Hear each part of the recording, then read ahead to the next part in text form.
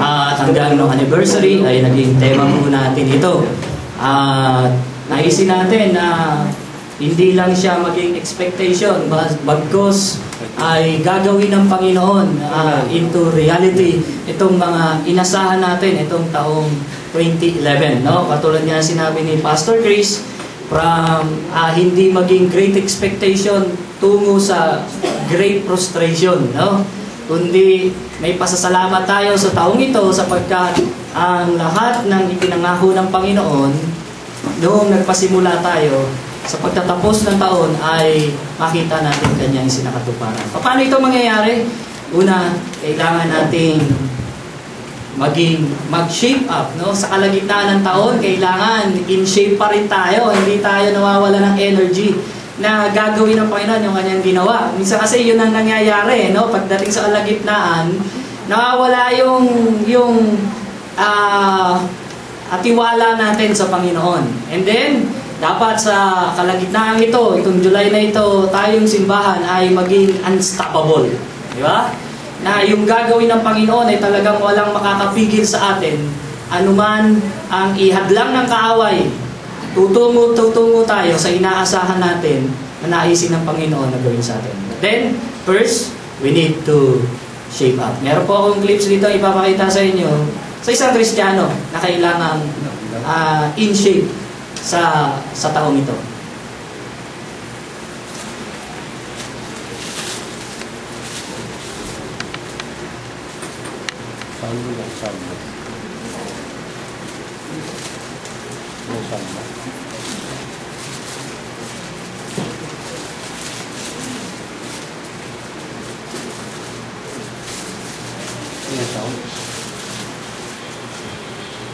So what kind of plants are you? Sabi dun sa clips. Yan. Ikaw ba'y cactus? Walang makalapit sa'yo. Ikaw ba'y poison ivy? Yan. Ako cause ng problem. Oh. Deeply rooted, strong and stable. Oak tree. Artificial.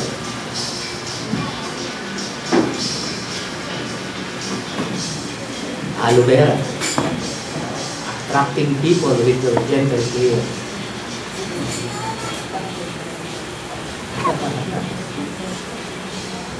Yan na ba tayong klaseng ano, Kristiyano? Yan gusto natin. Fruitful.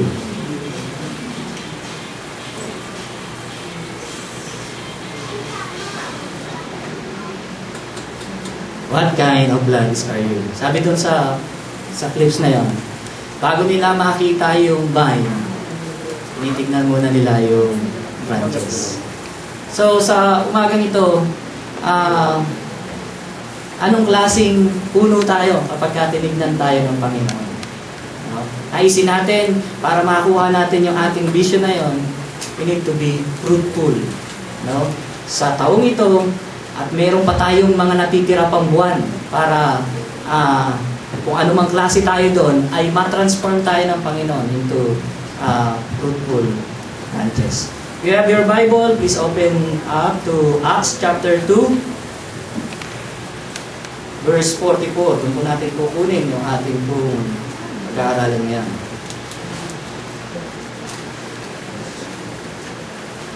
Acts 2:42, simula po natin hanggang 47. Sabi diyan, they devoted themselves to the apostle teaching. Everyone was filled with awe. Napakaganda nung salita na 'yon, no? Ito yung early church, no? Sa Acts chapter 2, makikita natin anong ginagawa nila.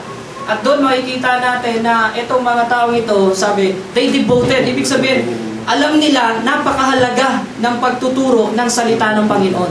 At ito'y dapat hindi mawawala sa atin. No? Na yung pagtuturo ay patuloy maging prioridad ng ating iglesia. No? Si Ate Lai, yan ang aking unang teacher sa Christian education. Ito na yung mga pastors na mga naturuan niya sa SED.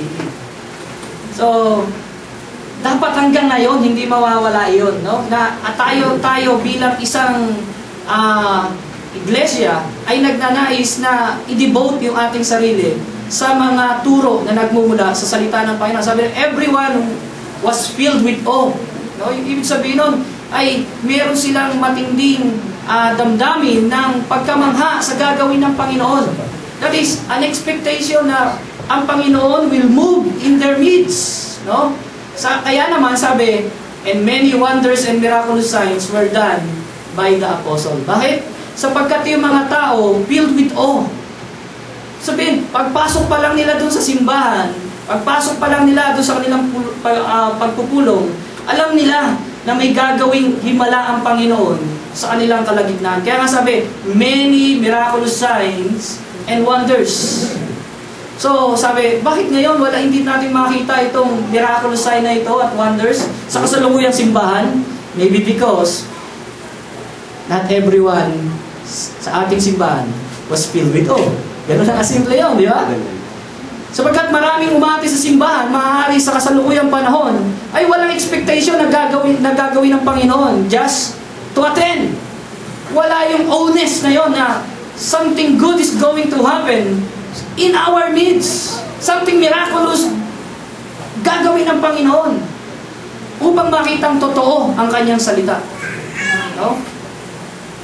Anong klaseng Kristiyano tayo? Sabi, tuwing Sunday, dapat nandun yung sense, dapat filled tayo with awe.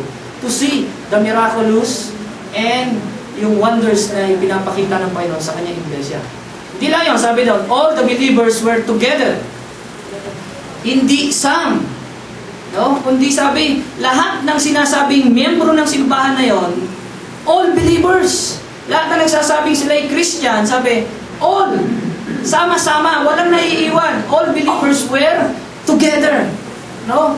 Walang miyembro ng simbahan na yon, ng early church, na nandun sa bahay nila at doon nagwo-worship na lang. Walang miyembro doon sa simbahan nila na naglalaba muna. Sabi, they all together. Nagsasama-sama sila. Lahat, walang naiiwan. All ang binanggit doon.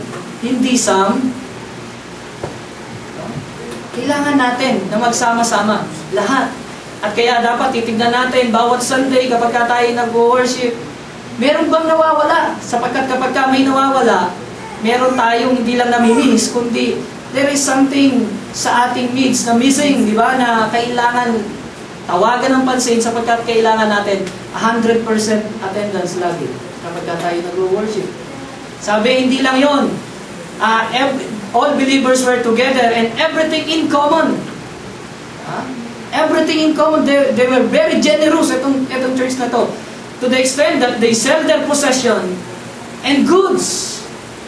They gave to anyone as he had needs. Ito ginagawa hindi lang ng isang tao.